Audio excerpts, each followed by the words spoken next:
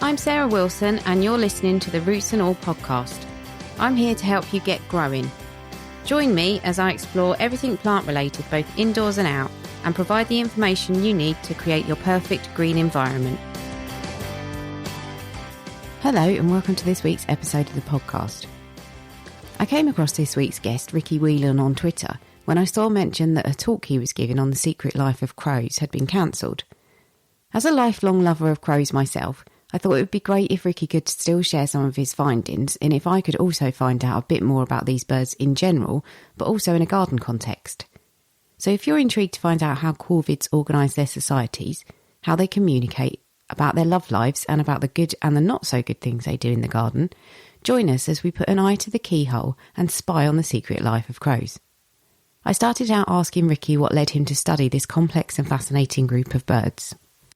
Yeah, so I used to work in the UK for the RSPB, and when I came home, I began to work for Birdwatch Ireland, who's suppose the equivalent in the Republic. And a family friend of ours asked what I knew about a rookery in the local town in Portlaoise, and I basically had to sort of admit that I didn't know anything. And he was asking because I was the only ornithologist he knew, and out of embarrassment almost, I kind of took it upon myself to look a bit sort of further into this particular population of rooks. And from there I start reading, and I couldn't put books down. There was just so much to read.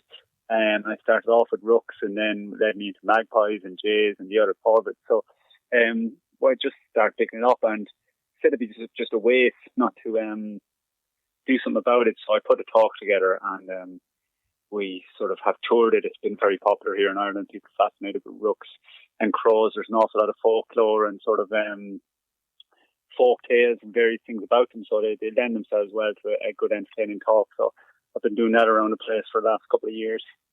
And I suppose I should ask really before we go any further, because I can't get my head around this. Obviously, the corvid family's fairly large, and I think some people have problems. Jackdaws are quite distinctive, obviously, because they've got the silver hood. But in terms of crows, rooks, and ravens, are there some easy kind of ways to distinguish them from each other? Yeah, so I suppose there is and there isn't. I mean, the corvids are sort of all they're passerines, so they're songbirds. They're the largest of the songbirds. People will be amazed to hear that they're actually songbirds.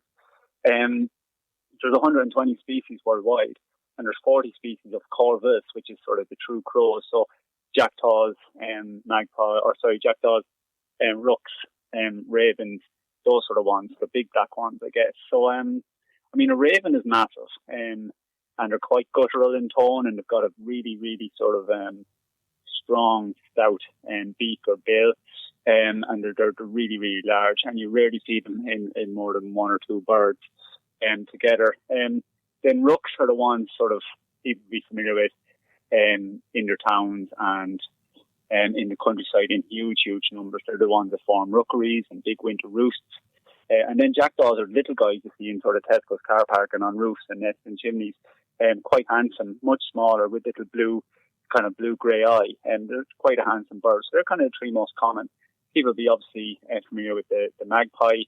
Jays are a woodland bird, but they've become more common at bird feeders now. They like peanuts, and they're quite colourful compared to the other corvids. So they've kind of got a blush body, and then they've got a nice blue patch and a white patch on the wing as well. So they're quite colourful. And then chough. Chough is a crow from the coast, and anyone in some parts of certainly the south and west coast of the UK might be familiar with chough. Have a red bill and red legs, and they're quite a small crow as well. But people might be familiar with those. And then there's carrion crows, which is the big black eye. So they're probably the ones that people mix up most with rooks, and especially young rooks, because young rooks have a black bill, and so do carrion crows. So it can be, I have to say, it can be confusing until you get your eye in. So I saw some birds yesterday that looked like quite large crows, but their beaks, they had almost a kind of beige look to the base of them. Yeah, they'll be rook. Right, okay. Yeah, so the adult rook has a big kind of grey beige beak, as you say. And over time, within the second or third year, that patch kind of goes onto their face to extend their beak. Mm-hmm. They lose the feathers and the whiskers there. And that's actually, that allows them to probe deeper into the mud. So the youngsters can't do that.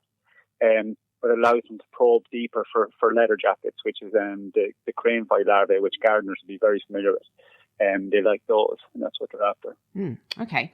So when you give your talk, you said it's quite popular. I thought it'd be good to find out, what are some of the most surprising things that people find out? Obviously, you've said that they're songbirds, which has already surprised me. But yeah, what do you think people are most kind of fascinated by or interested to find out that they didn't already know? Yeah, so I suppose certainly the level of intelligence, I think, shocks people. And I suppose we'll hit a bit more on that later on, but that's certainly surprising to people. I think the sheer level of community and everything else, their gregarious nature, their communal nature, and all that sort of strikes people as well. And they've got quite a strong societal makeup. So when you go into that in detail, it takes people by surprise as well. They've got really strong memories, and people are amazed by the raven's ability to do a thing called rapid repairing. So years ago they discovered this when ethics and science didn't really go together, but they used to take female ravens off the nest. She'd be on eggs or young, and within an hour or two, the male would have her replaced with a sort of fully functioning mother for his chicks, which is a really strange one. And a massive sort of mad ability for them. So there's all these sort of strange facts and things that people just really are taken by surprise. And Irish people by nature are suspicious, and they really, really dislike rooks and jackdaws largely. So any sort of positive spin you can put on them, people like to hear about it. So do you want to talk about the societal structures within the groups? Yeah. So if we look at rooks, I mean, they go around these huge murders or whatever you want to call parliaments, and in the evenings in the winter, they form these huge roosts in stands of trees on the edge of town or in fields or whatever. And within those, you'll have the various generations of birds, and you have pairs that have they're monogamous, so they pair for life. There's caveats to that rule we probably might hit on in a while, but they will roost at a site. Normally, that's also a rookery. So a rookery refers to where they nest, predominantly, but they can share. A rookery can also be a roost site. But birds from various rookeries will join together and form a big winter roost for protection and heat and all that sort of stuff. But they will go away in the morning to various feeding sites where they know there's food. They go in sort of in various family groups, into groups that they're loyal to. And then return come dark to this site. But there's a pecking order in the roost. So at the top of the roost is the older birds, the sort of alpha birds, and the mature birds, and they get the very tops of the tree and the best roosts and the strongest branches. Below them then is sort of, teenage birds, I guess, and they get the second best pick of the branches and the roost sites. And then below them is sort of immature birds, maybe just that just were born this spring, just gone. And what's happening there is the information from all the birds below is filtering up. So the adult birds are getting the best information about where the best food is, where there's danger, what's going on. And all the time, all the poo is raining down on the subordinate birds below. So the structure of the roost is segregated that you want to be at the top getting all the best information, but you do not want to be at the bottom sort of getting everyone else's poo on your head. So that's quite interesting. But if you watch a roost, more often than not, a group of birds will be late, and all the birds will have settled and gone quiet, and then some sort of 100, 200, 300 birds will arrive from some direction, and all have to resort themselves out again. It can't be just, these guys are just fit in at the edge. They all have to sort of refine their pecking order. There's a lot of noise, a lot of reshuffling. It's quite interesting to watch. Yeah, I wonder if that's sometimes what you see when you see a bit of a to-do around a tree. Yeah, that must be what it is. It's very funny, but there's other examples. Jackdaws, which are the smaller guys, they, for example, males, they can sort of improve their social standing by mating with an older and more mature female in the group or whatever. So they will often dump their younger female and choose maybe a widowed bird that has a higher standing. So that's quite common in jackdaws as well. Wow, marrying up. Brilliant. Yeah, marrying up, yeah. So the social standing is important to them for whatever reason. No, I suppose it gives them, probably gives them, their pick at food bonanzas and stuff. The sort of higher they are in the group, the richer pickings. Yeah. Well, it's really interesting what you said about, so if anything happens to a female who's sitting on the nest, then there's a replacement in the wings, and yet they mate for life. So how does that system work? Yeah, that's interesting. So Derek Radcliffe wrote a book called The Raven. It's still the Bible. It's an old book, but he discussed it in length. And the theory is, and a guy called Brent Heinrich in the US has done a lot of studies on ravens as well.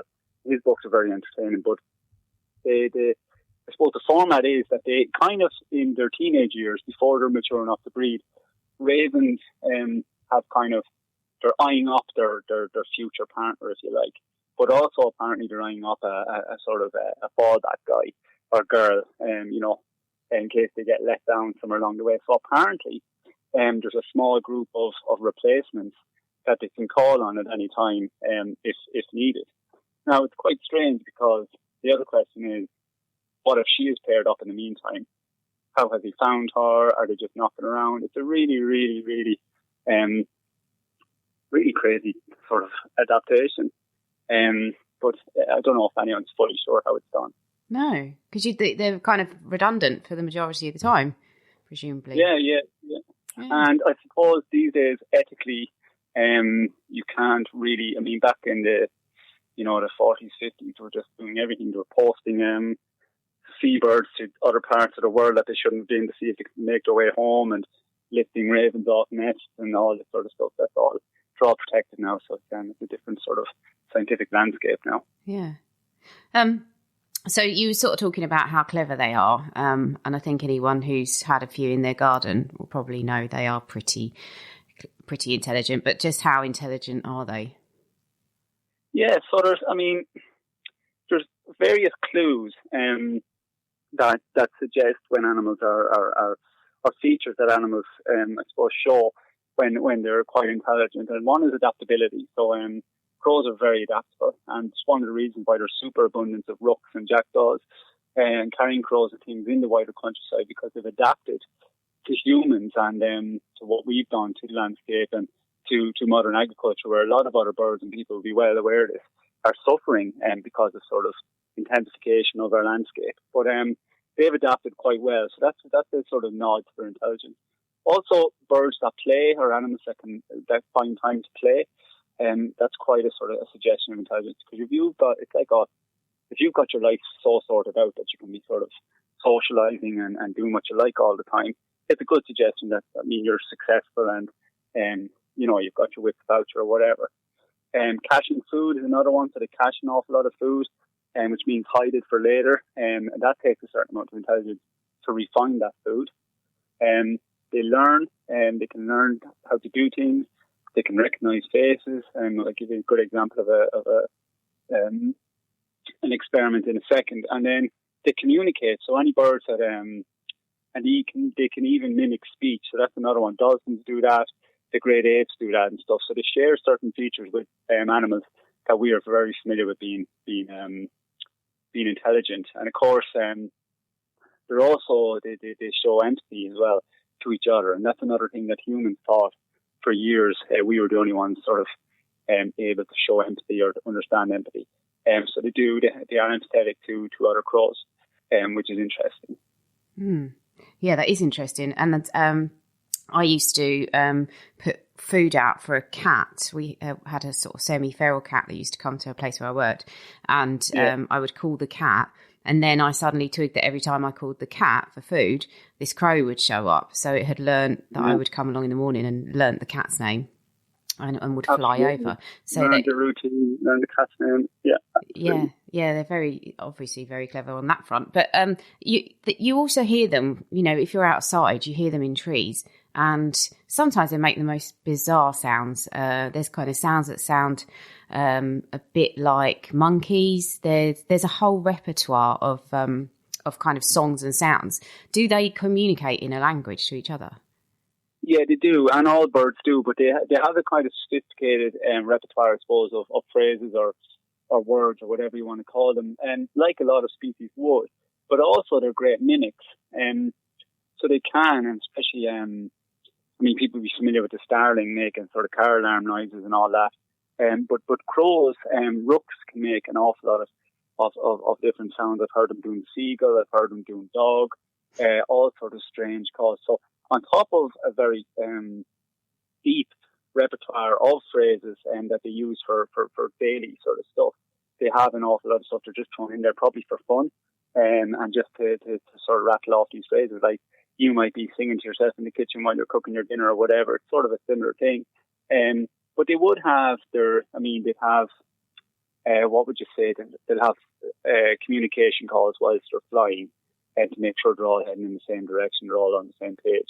They'll have angry sort of conflict calls where there are alarm calls. People will be familiar with alarm calls. They're kind of, quite raucous, quite loud, and judging by their sort of position and their body language, they're easily identified as alarm calls. Then they have more sort of, I suppose, affectionate calls and close to the nest. If you're near a small rookery or whatever and it's not too noisy, you can hear them cooing to each other and making these sort of nice little kind of guttural sort of belly rolls. It's quite an interesting sound. It's hard to describe.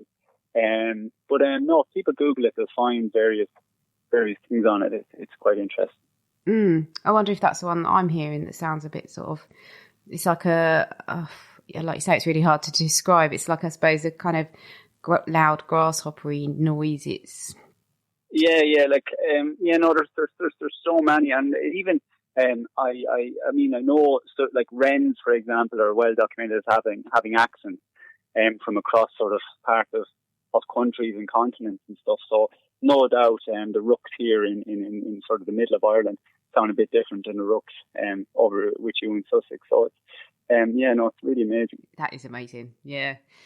So you sort of spoke about they can recognise faces. Can they recognise? Yeah. They can recognise humans.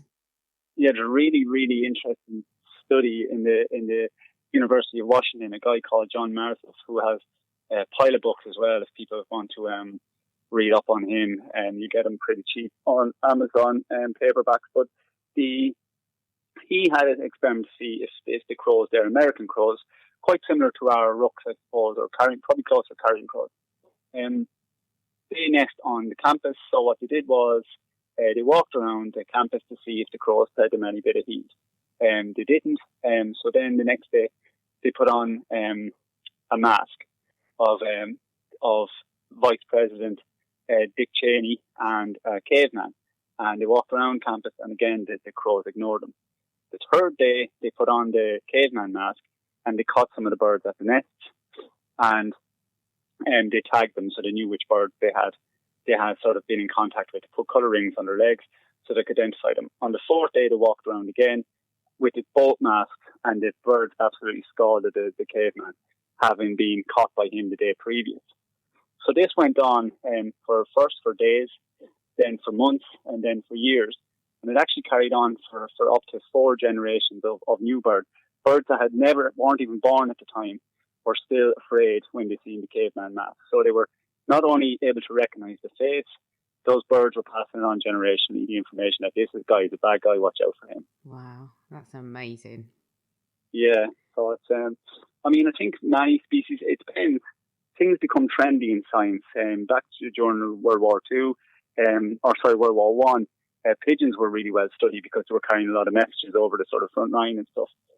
So they became really popular to study, and we found out a lot about pigeons. But kind of ravens now and crows have a new sort of focus, and there's a lot of very interesting stuff coming out on their intelligence at the moment. But again, that trail could sort of go dead. It's not trendy anymore. So now is a good time to sort of enjoy it and sort of comb around the internet looking for stuff. Yeah, that's a good point. So I read, when I was kind of doing a little bit of research on this, I did come across an article that said that they've got a really complex way of dealing with the death of one of their group. Is that something that you looked into for your talks, and can you talk about that? It's not. I've met a dead end on it somewhere, stuff that I can't. I suppose contradicting stuff. So I don't know. There's a well-known term, certainly over here, called a sort of magpie funeral. And when magpies will gather around the dead magpie and sort of what seems to be mourning it. But there's a lot of stuff in the books to say that that's us putting a sort of human characteristic on birds or whatever, and a sneaking suspicion that actually they're just eyeing the dead bird up as a free meal and not wanting to waste it. So there's a couple of different theories on it, but again, they do show empathy. And I have seen rooks on the edge of the road, sort of beside other dead rooks, and you would imagine it's the pair, the other half of the pair, and they're probably sort of trying to work out, are they actually dead and what to do next. So it's interesting, and they are monogamous to a point, but like I said, jackdaws will jump ship if they find a better female or a more mature prominent female. And magpies are devils as well. They do a thing called pair guarding, and everyone's familiar with the rhyme, one for sorrow, two for joy and all that. But the reason you see two magpies together a lot is because the male so closely guards the female because he's afraid another male is going to give her the slip. And so he stays really, really close to her, especially in the springtime. She goes up a tree, he'll go up a tree, behind the wall, she'll go behind, or he'll go behind the wall. And that's because in the females will allow for a bit of genetic diversity in the loose colony in an area by allowing a sort of strange male to mate with her behind the other male's back. And he will rear another male's young, if you like. So every couple of generations that would happen within the local magpie population. So that's why the males are so on alert for that. So they are monogamous, but they will have sort of intermarital affairs, I suppose. Yeah. So apart from potentially eyeing up some of their dead as food, what is their main food source, or does it vary between the species? It varies between species. So the jay is a woodland bird, and they would have been the ones who would planted the great Irish oak woodlands, because they would have cached the oak, the acorns, and forgot about a handful of them or whatever, and they would have then became saplings, and then eventually the great oak woodlands of Ireland that we eventually cut down for agriculture and all that sort of stuff. So they still predominantly live on acorns over here, but certainly they're beginning in sort of, as we've settled down and began to feed birds in the last 20, 40 years, and they became adaptable now, and they're starting to eat peanuts and stuff. The likes of rooks eat an awful lot of vegetation and plant material. So you hear a lot of farmers complain about them going through the rows of winter barley and stuff, and they'll actually pick the seed out of the drills. They also eat a lot of invertebrates like leather jackets, which is the crane fly larvae, and all sorts of stuff. So they're quite adaptable. It depends. Whatever is available to them, they will eat. They're omnivorous. All of them are actually. All of the crows are omnivorous. Mm-hmm. Talking about sort of pecking at lawns and things, is there anything they do that's beneficial for gardeners? Yeah, absolutely. So I suppose I've already mentioned the leather jacket, but there was I suppose an incident or an issue in New Zealand many years ago. Rooks were introduced, and they decided to get rid of them because they're very good at looking after their native wildlife over there. But what happened was there was actually a massive outbreak or whatever, a pandemic of leather jackets. So in a couple of regions in New Zealand, they decided to keep their rooks to help stave off the leather jacket plague. So they do eat an awful lot of agricultural pests. So it's probably they're good in one way, but at the same time, when those pests run out or it's not the season for them, they're probably preying on your actual crop. So it's sort of give and take. Mm. Yeah, I mean, I remember when I was a kid being taken around a farm where they had rows of dead crows that they'd shot hanging from fences as a warning to other crows. Hopefully you don't see that sort of thing so much now. But, I suppose you could talk for hours and hours about the folklore around crows, but have they been unfairly persecuted in the past? Well, it depends. I mean, they're still considered vermin in both UK and Ireland. because of their impact. So the vermin list is derived by the government, it's derived by scientists, so who believe that they are making a sort of, I suppose, an undue, negative economic impact on whoever. So you can, and I mean, once you're vermin, it's no holds barred. It can be shot at the nest at any time of year. So it's kind of, I believe it's a bit unfair that you can go into a little woodland with a double-barrel shotgun and shoot out nests. That seems to me a bit barbaric. But it's certainly legal and it's certainly widespread. And I just seen in the last month, Shooting Times in the UK, a big article about sort of the duties of hunters to clean out the crows to help ground nesting birds and songbirds and even farmers with crops and stuff. And there is an argument to be made for that.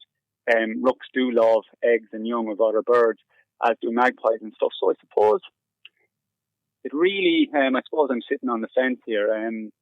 I've been going around doing this talk for 4 years in sort of in support of the crows, but at the same time, I would be sympathetic to certain issues raised that I've just raised there. So it's I suppose it's up for people to decide themselves. Definitely. And obviously, you have discovered so many amazing things about them during your research. But what's the one thing that surprised you the most out of it? I think the Raven rapid repairing thing is still the thing I go to every time. I just think it's absolutely amazing that can happen, and that it can just Houdini up a new mate to carry on with the nest and all that stuff. I just find that absolutely bonkers. Probably the video, show a couple of videos when we're talking about intelligence. And if people want to sort of Google it when they go away, there's a really good one, and it's narrated by David Attenborough, and it's called City Living, but it's crows in Tokyo breaking walnuts on the road. But it's not just that they're cracking them on the road, which is intelligent enough. They actually wait for the cars to drive over them to crack them, and then they wait for the lights to go red so they can go across the road and retrieve the cracked nut. So it's really, really an amazing video, and it's probably the one that takes everyone, sort of people's jaws drop when they see it. That is brilliant. Another one I really like is these hooded crows, which are the equivalent of carrion crows. Here they really love snowboarding. So there's lots of videos of them sort of using a small piece of plastic and jar lids and stuff to snowboard down snowy roofs in Russia and places. So that's that again is showing how intelligent they are. They've got enough food and they feel safe enough, all that sort of stuff. So they've got the rest of their life sorted out. They can take a few hours to go snowboard. That really does show you that they've got their wits about them, and they're highly intelligent animals. And if you're curious about the snowboarding crow, I've posted a link to one of the videos on my Twitter, Facebook and LinkedIn feeds, but you can easily Google it. So a very big thank you to Ricky for taking part in the episode. Once everything's back up and running, I'm sure he'll be back out delivering the whole talk, so do check out his social media, links to which are in the show notes. And thank you as always to you for listening. I'll catch you next Tuesday. You can download or listen to the podcast direct from the website www.rootsandall.co.uk, where you'll also find my blog and a sign-up form for the newsletter, which gives you a weekly roundup of content, plus the inside scoop on things like upcoming guests. Or you can subscribe wherever you normally get your podcasts. Email me with comments and feedback at podcast@rootsandall.co.uk. Follow me on Twitter, Roots and All, Facebook, Roots and All UK, and Instagram, Roots and All Pod. But please also check out my Patreon, where you can make a one-off donation or take out a monthly subscription to help support my work, because if you like what I do, please help me to continue doing it. Even if you make a one-off donation of £1, trust me, it all helps, and I will be immensely grateful. So please go to Patreon and search for Roots and All.